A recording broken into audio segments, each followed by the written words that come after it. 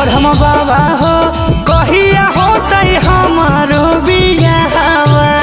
धूप अगरबत्ती चढ़ाइबो और नारियलवा हो, और नारियलवा बरहम बाबा हो। बरहम बाबा हो कहिया होते हमारो बियाहवा। बरहम बाबा हो कहिया होते हमारो बियाहवा।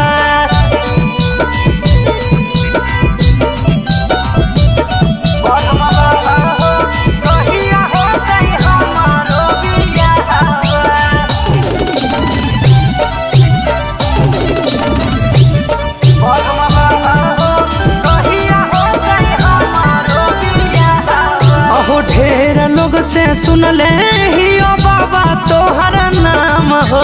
करहियो निहोरा हमरे तन कर दा काम हो। अहो ढेर लोग से सुनले ही ओ बाबा तोहर नाम हो। करहियो निहोरा हमरे तन कर दा काम हो। सुंदर मिलो तो कनिया बनाइबो जगह सलवा तोहर बनाइबो जगह सलवा। बरहम बाबा हो, बरहम बाबा हो कहिया होते हमारो बियाहवा। बरहम बाबा हो कहिया होते हमारो बियाहवा।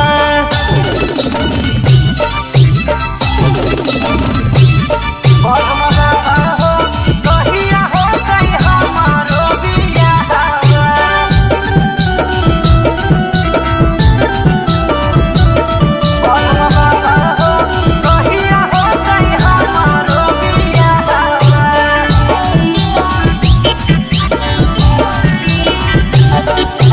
शुकर सोमारी तोहर लागे दरबार हो। गोलुआ सुरेश के बाबा सुनीला पुकार हो। बाबा ए बाबा शुकर सोमार तोहर लागे दरबार हो। साजन अवधेश के बाबा सुनीला पुकार हो।